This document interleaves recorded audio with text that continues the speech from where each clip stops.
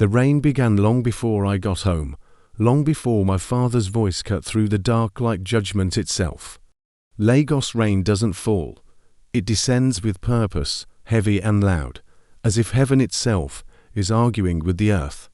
By the time I reached our gate, my hair was soaked, my heels filled with mud, and my heart beat like something being chased. Amara. His voice found me before the light did.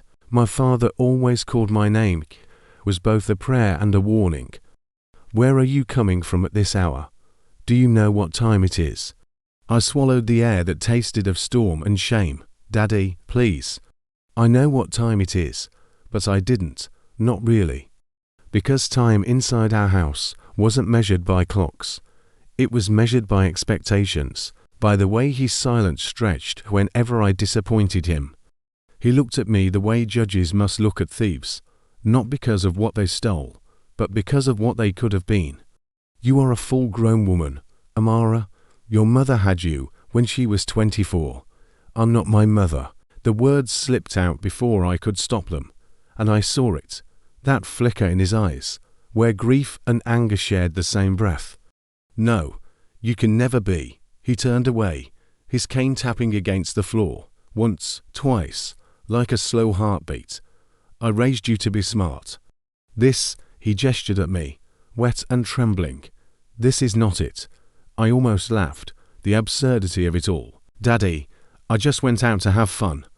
I didn't kill anybody. Silence. Then the kind that hurts. It's official, he said finally, his voice cracked, softer than the rain. It's time you became somebody else's problem. It felt like something broke in me. Not a bone, not a heart, but that quiet thing that ties a child to home. Daddy, please. But he was already gone, swallowed by the dim corridor that smelled of wood polish and old secrets. When I walked to my room, the rain had stopped, but the thunder hadn't. It lived inside me now, rolling beneath my ribs, whispering what he couldn't say. That night, I pressed my forehead against the window pane and watched the city lights blur through my tears. Somewhere out there, someone was laughing, someone was kissing, someone was loved. And I was here, a daughter drenched in her father's disappointment, wondering when my life began to feel like a sentence I couldn't finish. The next evening, I told myself I would not think about my father, but guilt is stubborn. It clings to the air like the smell of kerosene after a failed generator. So I dressed up like someone trying to forget. A black gown that held me the way truth never did, lips the color of red wine, and a perfume that smelled like borrowed confidence. When I stepped into the Ember Lounge, the city was already pulsing. Soft music, cold laughter, men pretending not to look, women pretending not to care. I just wanted noise, something louder than the thoughts that had followed me home last night. That was when I noticed him. He sat alone at the far end of the bar, the low light resting on his face like it had chosen him. He wasn't the kind of fine that shouted. He was the kind that listened, quiet, certain, dangerous in his calm. When our eyes met, I looked away first, but Lagos men never let curiosity rest.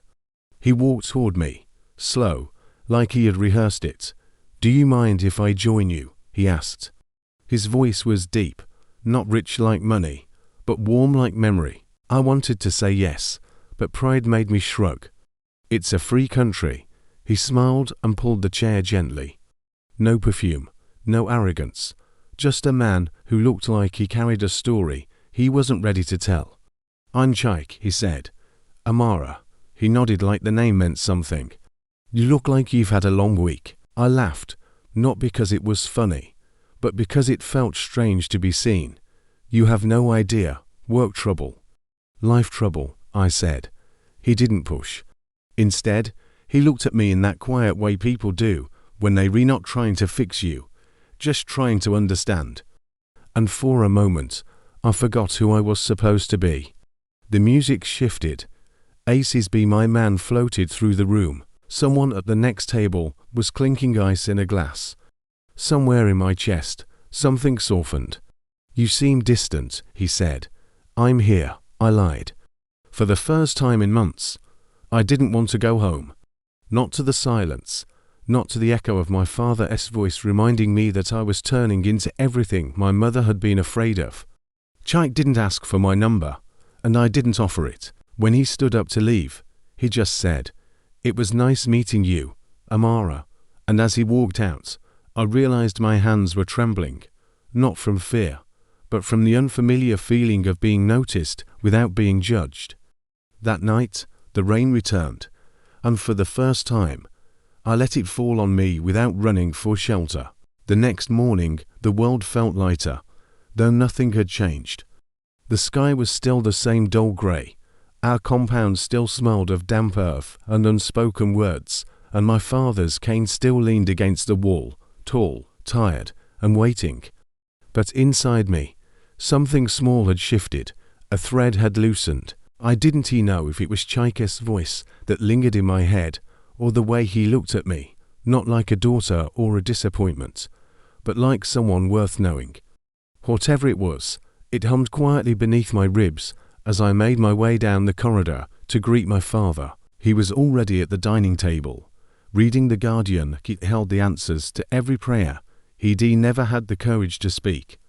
The smell of fried plantain and old cologne filled the air.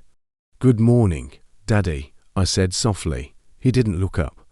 "Morning." Then, after a pause, "You came home early last night." It wasn't a question, just an observation loaded with disbelief. "Yes, sir." He folded the newspaper, adjusted his glasses, and studied me with that same calm scrutiny he used on his contractors. "You look rested." "I slept well." He nodded once, the faintest smile twitching at the corner of his mouth. "Good. You need stability, Amara, not this reckless wandering you call enjoyment." I wanted to tell him that sometimes enjoyment was the only way to breathe in this city, that the noise, the lights, the strangers were all I had between me and the slow suffocation of expectation. But before I could, the front door creaked open.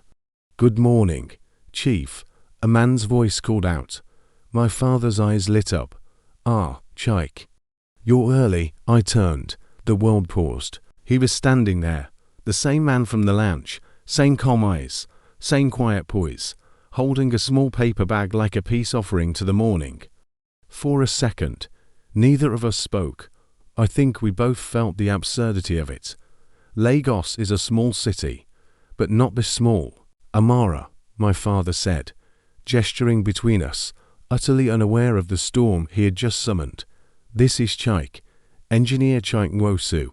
His father and I go way back. Solid man, from a good family." Chaik's voice found its way through my stunned silence. "We've met." My father blinked, then laughed. That loud, proud laugh that always made me feel like I was 12 again. "Is that so? Wonderful. You see, Amara, fate has a way of arranging meetings better than men can." I wanted to disappear. "Yes, Daddy. We met. Briefly." My father was glowing now, like a man who had finally solved a problem life had kept throwing at him. "This is not coincidence," he said. No, this is divine arrangement." I shot Chaik a helpless glance, and he smiled politely, the kind of smile that said, "We're both trapped, but let's pretend it's fine." "Please, have a seat," my father said. "Let me get you something to drink." Chaik shook his head. "Thank you, sir. I'm fine." But my father wasn't listening. He was already calling the maid, giving instructions, humming an old Onyeka Onwenu song under his breath. That was how I knew he was happy, truly happy, the kind of happiness I hadn't given him in years.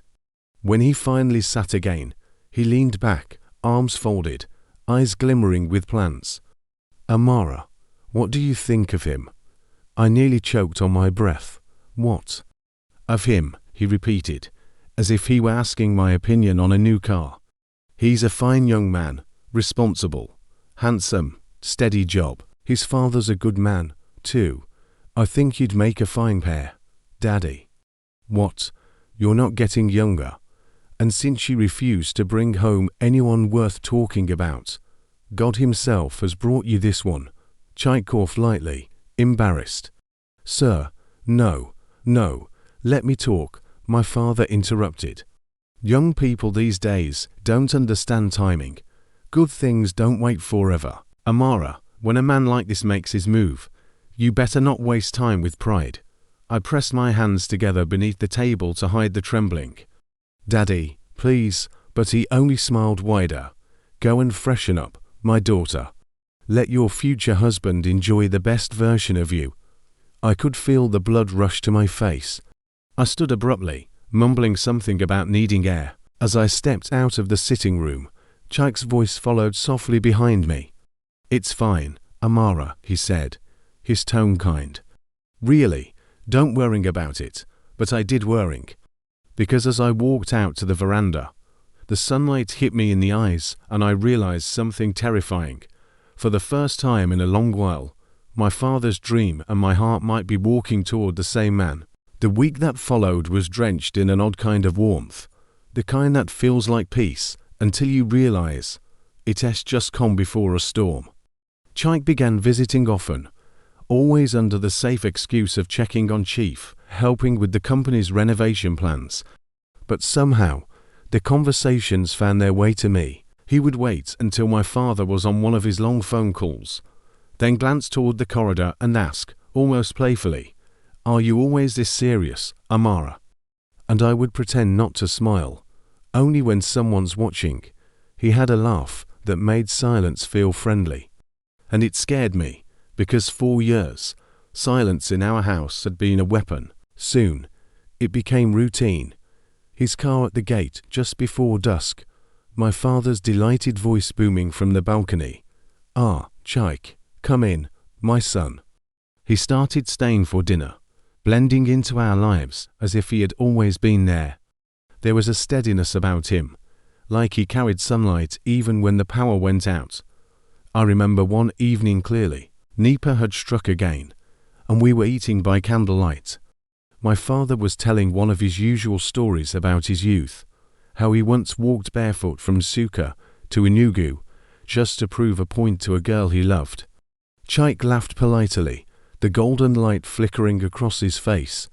I watched the way the candle danced in his eyes, calm, deliberate, unhurried, the kind of man who could make chaos look like order. When my father excused himself to take a call, the room fell quiet. The only sounds were the hum of the night and the rhythmic drumming of the rain outside. "Your father loves you deeply," Chaik said softly. "He talks about you with pride." I looked up from my plate. "He talks about me like a project that failed final inspection." He smiled, that half smile that understood too much. "Maybe he just doesn't know how to show love in your language, and you do." He met my gaze. "I'm learning." Something inside me faltered. I hadn't realized how starved I was for gentleness until that moment. That night, when he left, I stood by the window again. The streetlights blurred through the rain, and his car headlights faded into the distance. The house felt smaller without his voice in it. A few days later, my father summoned me to the sitting room with the solemnity of a family meeting. He was in his favorite agbada, the one that smelled faintly of mothballs and nostalgia. "Amara," he said, patting the seat beside him, "I've been thinking. Chaik is a good man, reliable, God-fearing. He has a plan for his life." I sank into the chair, my pulse quickening. "Daddy, please don't." He raised a hand. "Let me finish. You've always chased freedom, and I understand that. But freedom without direction leads to ruin. Chaik can give you both. A man like him will steady you." I wanted to scream that I didn't need steadying, that I wanted to find my own rhythm, not walk to the beat of someone else's order. But I saw the hope in his eyes, raw and childlike, and I couldn't break it, so I said nothing. That evening, Chaik came again, this time with a small bouquet of lily, white and trembling in his hands. "I didn't know what flowers you liked," he said. "So I brought the kind that won't ask too many questions." I laughed, but my voice cracked. We sat outside under the mango tree, where the air smelled of wet soil and night blossoms. He told me about his mother's garden in Enugu, how she used to say that flowers grew best when people talked to them. "And do you talk to yours?" I asked. He looked at me. I'm talking to one now. The words were simple, but they lodged somewhere deep. I didn't know if it was love yet. But it was something real enough to make me forget the ache in my father's voice, the loneliness that clung to my skin like dust. For the first time in years, laughter lived in our house again. My father began humming gospel songs in the morning. Even the maids whispered that Madam is smiling again, oh, and at night, when I lay awake listening to the sound of distant thunder, I thought, maybe, just maybe, happiness had finally remembered my name. Love, when it finally came, did not arrive with music or flowers, or the wild tremor I had imagined in the stories. It came quietly, in shared laughter, in the way Chike opened doors, in the careful patience with which he spoke to my father. It was in the small things, the way he noticed my silence before I did, the way he said my name, as though it were an answer. By the time Harmattan returned, its breath cold and dry across the city, my father had stopped pretending he wasn't planning a wedding. He carried joy like an old man carries a child, gently, proudly, afraid to drop it. Amara, he would say, God has finally done it. He has replaced my shame with joy. And I would smile, though a strange fear sometimes hid beneath the smile, a small, unspoken question about whether joy could really be trusted to stay. The day Chike proposed, the sky was the color of ripe mangoes, gold spilling into orange.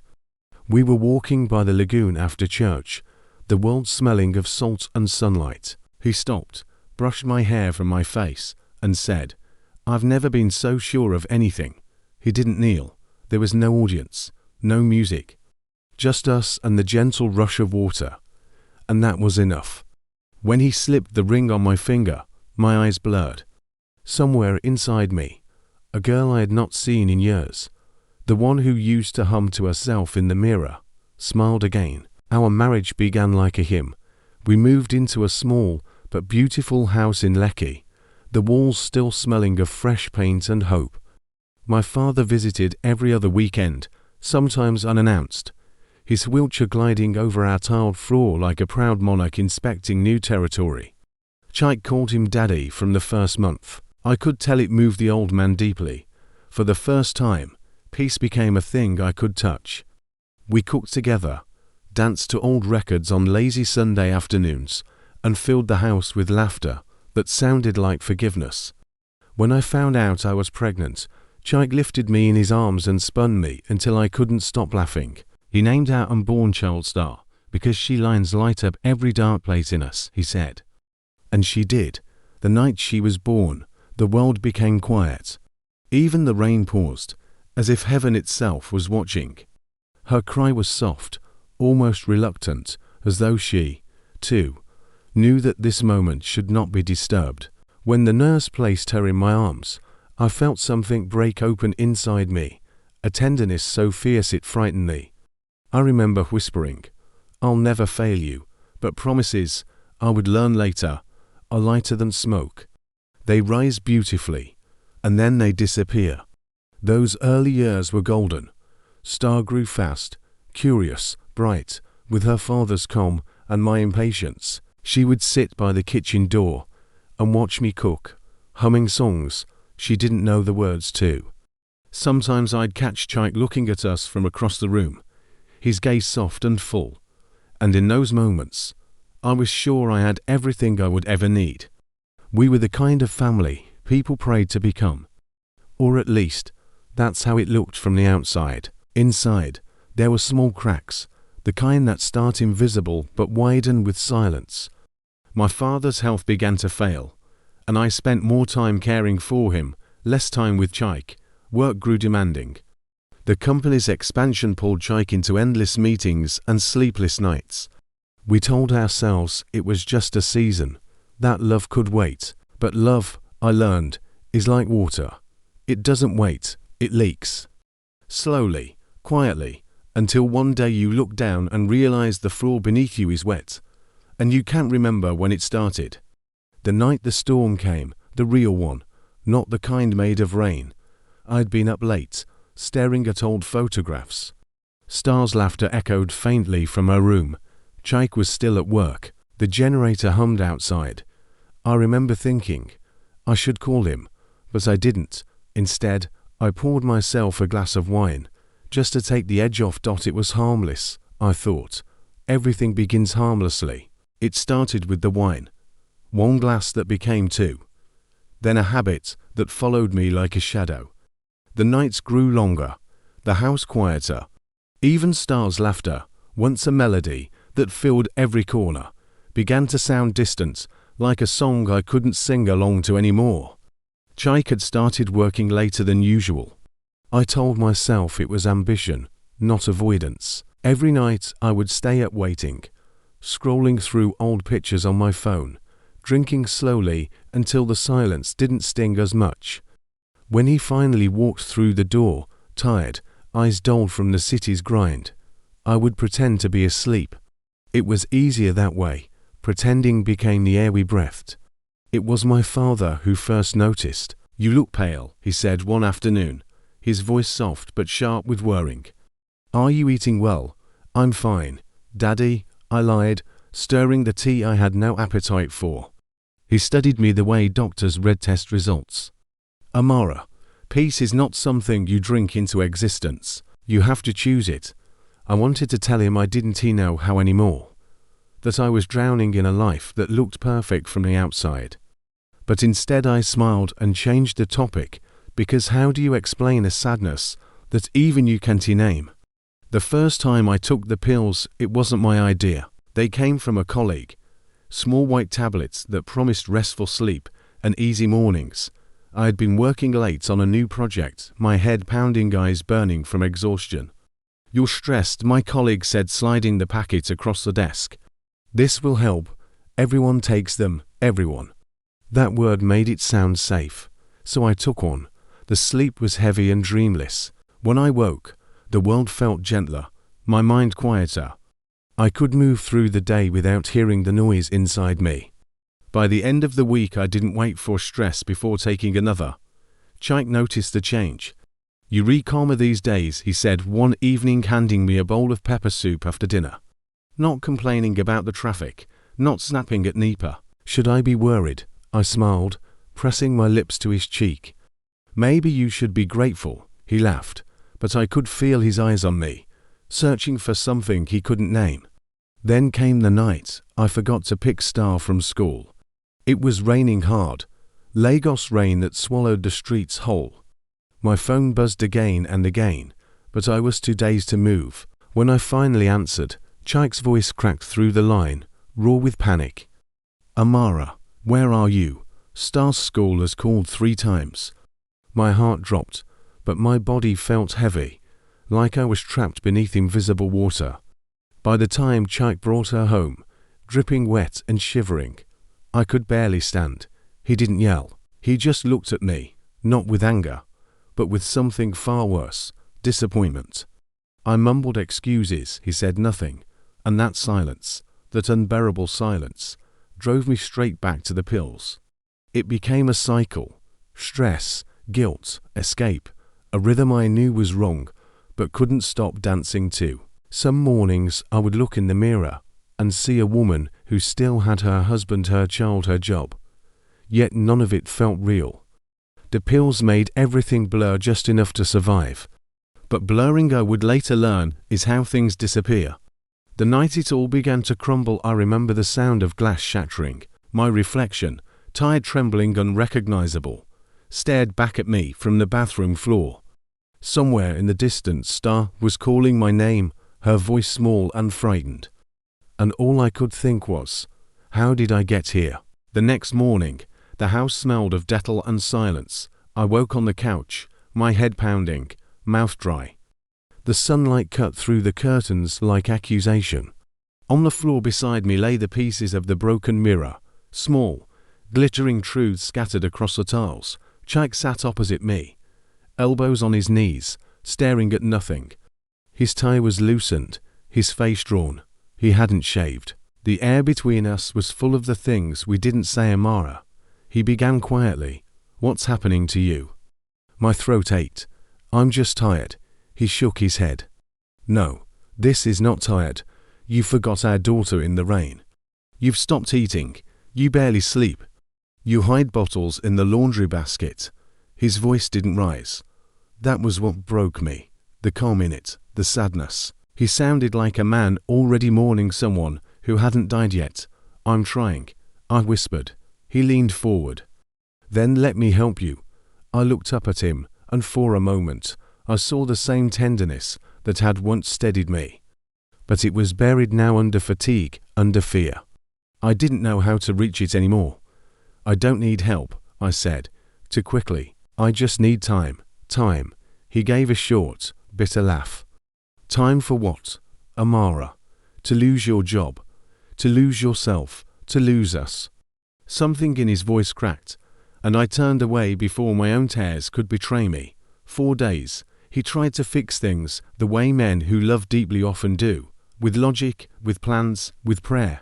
He deleted every bottle from the kitchen cabinet, replaced the pills with vitamins, suggested counseling. But addiction doesn't live in cupboards. It lives in the body, in the silence, in the tiny spaces between apology and relapse. At work, I began to falter. My reports came late. My colleagues whispered. Even my father's voice on the phone became cautious, softer, as if afraid that one wrong word would shatter me completely. I'm fine, Daddy, I'd say, forcing brightness. He would sigh. You don't sound fine, my daughter. Remember who you are. But that was the problem. I couldn't remember anymore. One evening, I came home to find Chaik in the kitchen, washing the dishes himself, sleeves rolled up, expression unreadable. Where's Star? I asked. At my sister's, he said. She stayed there for a few days. The air froze. Why? Because she deserves peace. Amara. She's been waking up at night crying for no reason. You talk in your sleep. You drop things. She's scared. I felt something collapse inside me. You think I'll hurt her? I think, he said softly, you need to heal before you can hold anyone again. His words landed like stones in my chest. I wanted to scream that I could stop, that I would stop, but I'd made that promise before, and my mouth had become a graveyard for promises, so I said nothing. That night, I sat in the dark living room, the hum of the fridge the only sound left in the house. I could still smell Star's strawberry shampoo on the couch where she used to nap. I took one pill, then another, not to escape, just to remember what peace felt like. But peace is a deceitful friend. It always leaves before morning. When Chaik returned from work the next day, he didn't shout, didn't cry. He just stood by the door, watching me. Do you still love me? I asked quietly. He exhaled, a sound too tired to be anger. Love isn't the problem, Amara. It's the waiting. Then he walked into the bedroom and shut the door. For a long time, I sat there, staring at the crack of light beneath it, thin, fragile, trembling like a final heartbeat. Later that night, I found one of Star's drawings tucked beneath the couch cushion. It was a family portrait, me, Chaik, and her, 3 stick figures with lopsided smiles, all holding hands beneath a big yellow sun. But what broke me wasn't the drawing itself. It was the detail I almost missed, the small blue tear she had drawn on my stick face. Morning came, but it brought no mercy. The house was too still, too clean, too quiet. Every sound seemed to echo. The ticking of the clock, the groan of the ceiling fan, even the soft drip of water from the leaking tap in the kitchen. It was as though the walls themselves were holding their breath, afraid to wake me from my unraveling. Chaik had gone to work early. Star was still at his sister's. The silence pressed against my skin like heat. I sat on the couch with the drawing in my hand, her small blue tear staring back at me. It looked almost accidental, a child's mistake. But I knew it wasn't. Children always see what adults hide. I wanted to cry, but the tears refused to come. My body had learned to swallow emotion like medicine, in small, controlled doses. I made coffee. I didn't drink. I turned on the radio, but heard nothing. The world moved, but I didn't. By afternoon, the loneliness began to hum, low, steady, like a generator outside your window that never goes off. I tried to distract myself by cleaning, then by praying, then by scrolling through old pictures of us before things went wrong. There we were, smiling at beaches, birthdays, blurred restaurant dinners. Me with the glow of someone who still believed she could be enough. Now, even my reflection looked like a stranger trying to remember the shape of joy. That evening, my father called again. His voice carried that gentle authority that used to terrify me as a girl. "Amara," he said. "Chike came to see me." My chest tightened. "He did. He said you need rest, that he's worried." He paused. Then, softly, "So am I?" I tried to keep my voice steady. "Daddy, I'm fine," he sighed. "I may be old, but I'm not blind. Pain has a scent, Amara, and I can smell it even through the phone." I said nothing. He continued, his tone shifting from firmness to ache. "When your mother was sick, she said something I've never forgotten. She said, 'Love is only as strong as the truth it can carry.' I think about that when I pray for you." I swallowed hard. "Daddy," but he stopped me. "Come home this weekend. Let's sit, let's talk." I won't ask questions, I promised I would, but I didn't go. Days blurred after that, a quiet drift between guilt and denial. Chike stopped sleeping in our room.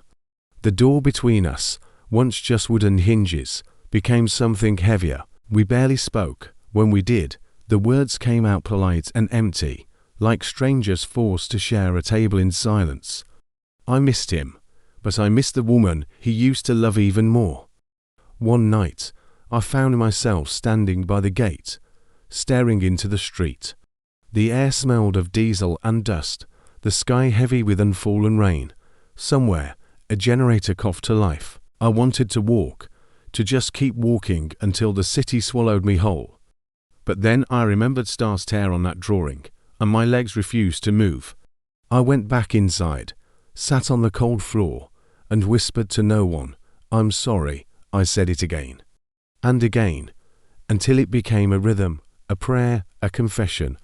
But the air didn't answer, and the silence didn't forgive. The next morning, when Chike came out dressed for work, he stopped by the doorway. I could tell he hadn't slept either. His eyes were red, his shoulders heavy. "Amara," he said quietly, "I'm taking Star to stay with my parents for a while." My mouth went dry. "For how long?" "I don't know." The words landed like thunder, quiet, but absolute. He hesitated before adding, "You need time to heal, and she needs a mother who's present."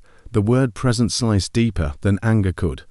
I nodded, because what else could I do? The truth was, I wasn't sure if I wanted him to stay or go. He looked at me for a long moment, his expression unreadable. Love and exhaustion locked in the same breath. Then he turned and walked out. The sound of the door closing was small, but it echoed through me like an earthquake. That night, I lay on Star's empty bed. Her teddy bear smelled faintly of baby powder and sunshine. For the first time in a long while, I didn't reach for a bottle or a pill. I just lay there in the dark, listening to the hollow rhythm of my own breathing, wondering if this was what rock bottom sounded like. Quiet, slow, and utterly familiar. Somewhere deep inside, a thought began to form, soft but insistent, like a whisper from the past. "You can still come back." The whisper stayed with me through the night, gentle but unyielding, like the echo of a promise I'd once made to myself. By morning, the city had already begun its noisy routine. Car horns, hawkers, radio jingles about hope. But inside me, there was only stillness, the kind that feels like both an ending and a beginning. I sat on the edge of the bed, clutching Star's teddy bear to my chest. The air smelled faintly of dust and old dreams. I didn't know what healing meant anymore, but I knew what dying slowly felt like, and I couldn't keep doing it. So, I packed a small bag, just clothes, a Bible, and the drawing with the blue tear. Then I called my father. He answered on the first ring. "Amara."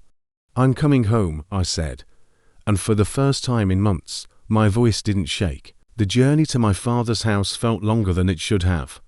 The road was familiar, yet every billboard, every turning, seemed to remind me of someone I used to be. I watched Lagos fade behind me. Its chaos, its glitter, its noise, until only the quiet hum of the bus remained.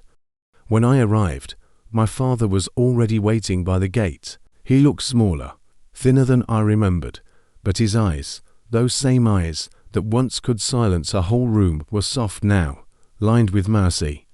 He opened his arms, and I stepped into them. No words, just the faint smell of camphor and forgiveness. He held me for a long time, as if afraid that, if he let go, I might vanish again. "It's all right," he murmured. "You're here now." And in that moment, something inside me unclenched, something I hadn't even realized I was still holding. The days that followed were slow and quiet. I slept in my old room, the one with fading posters and a window that faced a mango tree. My father would knock gently each morning, bringing tea and silence. He didn't press for explanations. He didn't scold. He just let me breathe. Sometimes, in the evenings, we'd sit on the veranda as the sun sank behind the rooftops. The air would smell of fried onions and distant laughter. My father would hum hymns under his breath, and I would close my eyes, letting the sound hold me like a lullaby. Healing, I discovered, isn't loud. It happens quietly, in the pauses between apologies, in the small acts of staying alive. One afternoon, as I was folding laundry, I found an old photograph tucked into a Bible. My wedding day. I was radiant, laughing into the camera, the world still bright and unbroken. I stared at it for a long time before placing it gently on the table. Then I took my phone and dialed Shaik's number. He didn't answer the first time, or the second. But on the third, his voice came through, tired, cautious, familiar. "Amara, yes." A pause. Then, "How are you?" I breathed out slowly. Trying. He was silent for a while, and when he finally spoke, his tone was softer. "Star misses you." My chest tightened. "Does she ask about me?" "Every night," he said. "She keeps your picture by her bed. Says she's praying for Mummy to get better." Tears stung my eyes. The kind that burn, not the kind that cleanse. "Tell her," I whispered, "that Mummy's praying too." "I will." We stayed on the line, saying nothing, both listening to the quiet. It wasn't reconciliation, not yet, but it wasn't the end either. Weeks passed. I began to walk every morning, down the narrow streets of my childhood, past children playing football, and women gossiping by the roadside. The world felt new, fragile. Sometimes, I would stop by the church near the junction, not to pray with words. I'd run out of those, but to sit in the silence, there, in that dim light. I started to feel something shift. Not joy exactly, but peace, the kind that doesn't depend on forgetting. The first time Shaik brought Star to visit, it was a Sunday afternoon. The sun was gentle, and the smell of stew drifted from the kitchen. Star ran to me the moment she saw me, small arms wrapping around my waist, her laughter bursting like a miracle. "Mummy, you're smiling again," she said. I knelt and held her, breathing her in, the innocence, the hope, the unbroken love that somehow still believed in me. Behind her, Shaik stood quietly, watching. Our eyes met. No words, just an understanding that healing wasn't about going back, but learning to walk forward with what remained. He nodded once, almost imperceptibly, and I nodded back. That night, after they left, I stood by the window, looking at the same sky I had once begged for escape under. The stars were faint, but they were there, patient, distant, still burning. For the first time in a long while, I didn't feel ashamed of my scars. They were proof that I had fallen, yes, but also that I had risen. And as the night folded around me, I whispered, to the darkness, to the God I had nearly forgotten, to the woman I was still becoming, "I'm not lost anymore." Morning crept in softly, carrying the smell of dew, and would smoke from the neighbors' fires.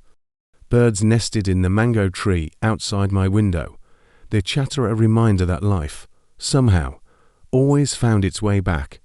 I sat by the edge of the bed Bible on my lap, tracing the faint ink stains left by my younger self, verses underlined in pink, prayers written in the margins, like love letters to a future I hadn't yet lived. Back then, I had prayed 4 things: success, beauty, love. Now, I prayed for something simpler: stillness. Days at my father's house began to take on rhythm again. Morning walks, laundry fluttering in the harmattan wind. Calls from Chike, short, polite, but consistent. Video chats with Star, her laughter bright enough to cut through distance. Healing wasn't dramatic. It didn't arrive in grand gestures or sudden clarity. It came quietly, in the decision to wake up, to eat breakfast, to open the window and let the light in even when it hurt my eyes. One evening, as my father and I sat outside, he said, "You're lighter these days." I smiled faintly. "I've been sleeping better," he chuckled. "No, not that kind of light. I mean your spirit. It used to move like something carrying stones." He turned his gaze to the sky, where the first stars were beginning to appear. Sometimes, God breaks us open, just to empty what's poisoning us. The pain is the pouring out. The peace is the space that's left. His words sank deep, the kind that didn't need a response. It was on a Wednesday that Chike called again.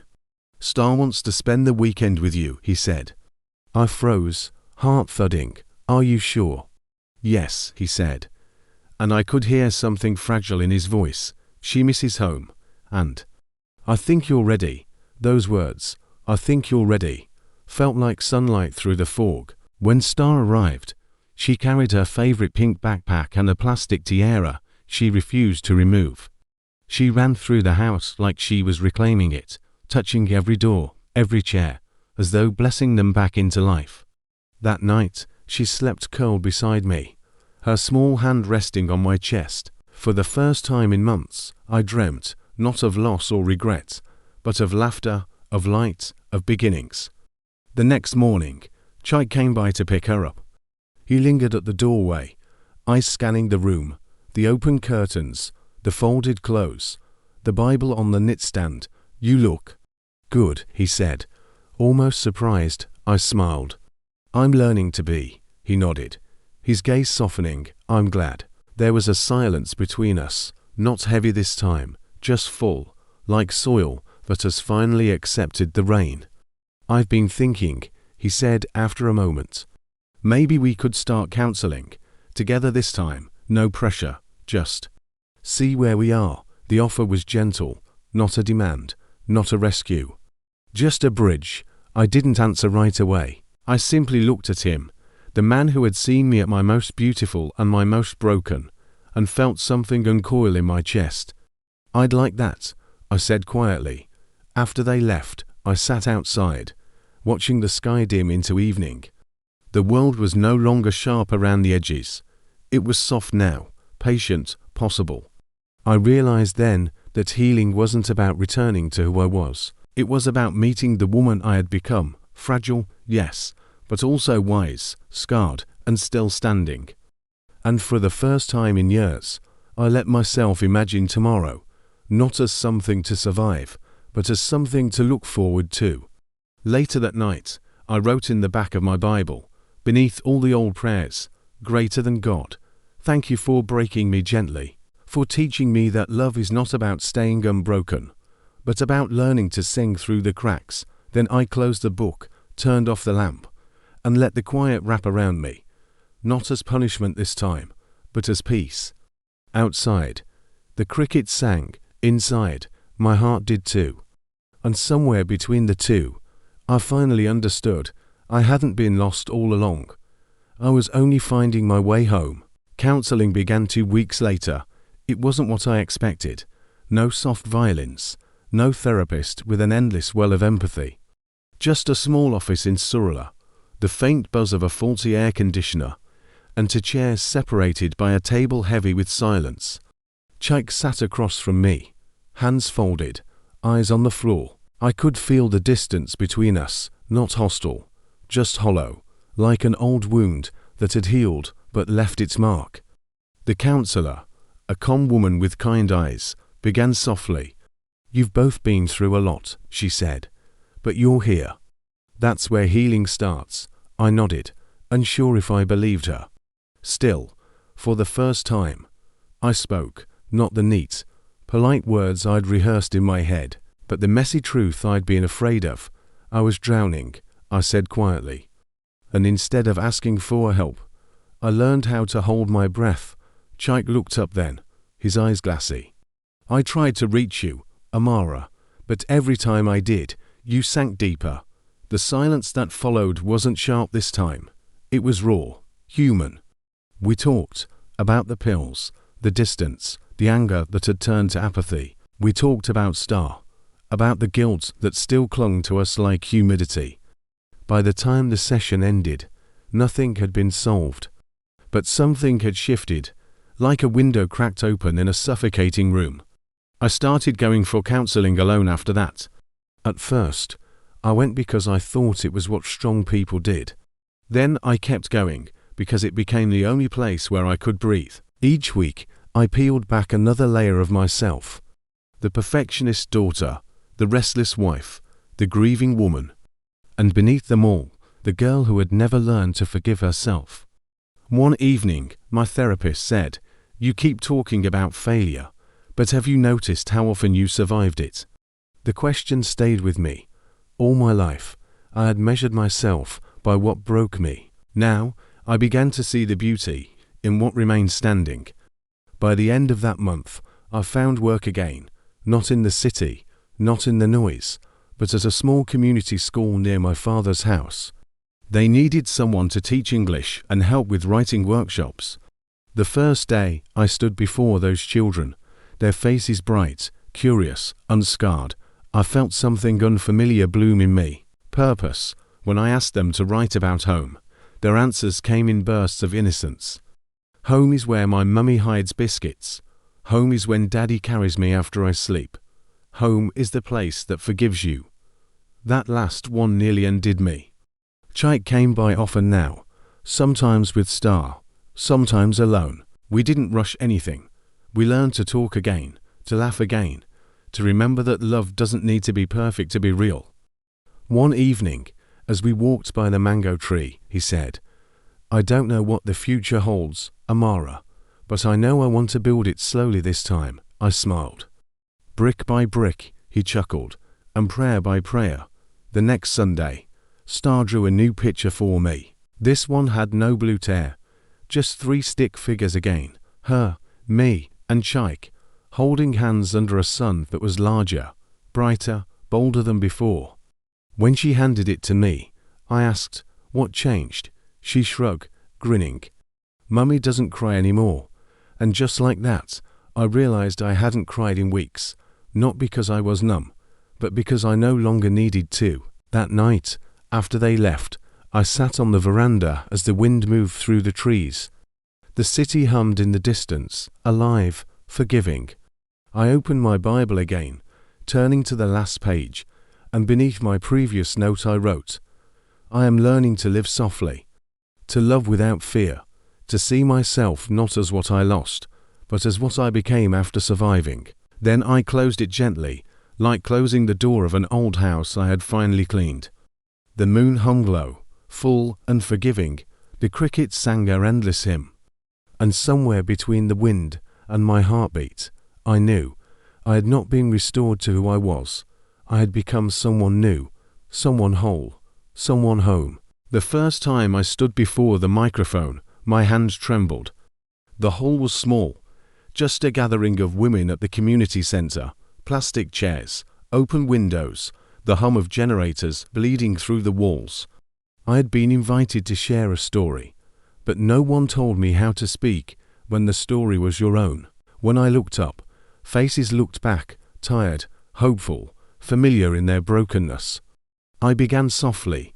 "I used to think healing was about forgetting," I said, "about pretending the wound never happened. But now I know. Healing is remembering without reopening the pain." There was silence, the kind that listens. So I kept talking, about the nights I drowned in pills, the mornings I forgot who I was, the slow return to faith, the fragile bridge back to my daughter. By the time I finished, a woman in the second row was crying quietly. Another whispered thank you, and for the first time I realized the power of naming your own scars, how confession could become a form of light. It became a rhythm, the speaking, the writing, the sharing. I started a small group at the church called the Rebuilders, where women met every Saturday under the mango tree behind the parish hall. We talked about shame, about loss, about the quiet ways we survive. Sometimes Chaik joined too, not as my husband, not yet, but as a friend learning to rebuild his own faith. He would play with Star on the grass while we talked, his laughter mixing with the women's stories, a gentle background to our healing. One evening after everyone had left, I stayed behind. The sky was bruised with purple and gold, the air thick with the smell of rain. Chaik approached slowly, his steps soft on the damp earth. "You've changed," he said quietly. I smiled. "So have you." He looked toward the mango tree, where Star's drawings still hung from the branches, sun-faded prayers on paper. "Do you ever think we could start again?" he asked. I met his gaze. "I think we already have, just differently this time," he nodded, as if the answer was enough. Maybe it was, because love didn't need to be loud anymore. It only needed to be true. That night, a Star slept beside me. I opened my journal, not the old one filled with desperation, but a new one, its pages clean and ready. I wrote, "Greater than I am not what happened to me. I am what I choose to become after." I looked around my room, the soft lamp glow, the quiet breathing of my daughter, the hum of the night, and felt the rare peace of a life that had finally found its rhythm. Outside, thunder rolled distantly, not a threat this time, but a heartbeat. And as I closed the book, I knew this was not a happy ending. It was a steady one, the kind that life gives only to those who've learned how to hold both joy and pain in the same hands and still say thank you. Years have passed now. The mango tree behind the parish is taller, its roots wider, deeper. The benches beneath it are worn smooth by time and prayer. Some of the women from the Rebuilders still come on Saturdays. Others have moved on, their lives blooming quietly elsewhere. I no longer tremble when I speak. These days, my voice carries a different weight, not the heaviness of pain, but the calm of understanding.